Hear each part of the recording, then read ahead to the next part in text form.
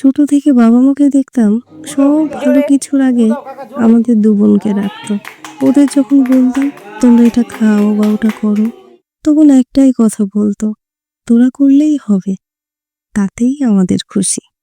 আজ আমি যখন মা হয়েছি, এখন কি করে যেন মা বাবার মানসিকতার জায়গায় চলে গেছি। এই 8ই জানুয়ারি আমার ছেলেটার 2 বছর পূর্ণ হলো।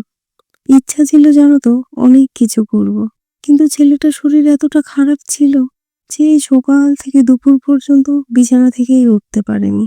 আর ওকে দেখে না কোথাও যেতেও পারছিলাম না। টুকটাক একটু যা রান্না বান্না করেছিলাম তাও সে খেতে পারেনি।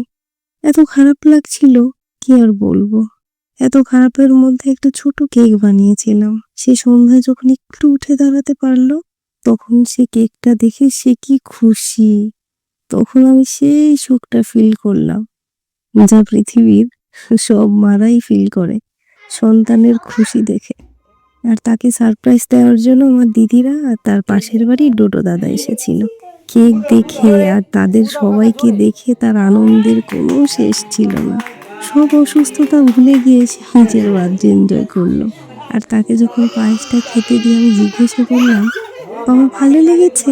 সে কি কিউট একটা হাসি দিয়ে বলল, হ্যাঁ। আমার সব ক্লান্তি ওখানেই গায়েব হয়ে গেল। আর এটা শুধু আমার না, মনে হয় সব মায়েদেরই ক্লান্তি গায়েব হওয়ার একমাত্র ওষুধ।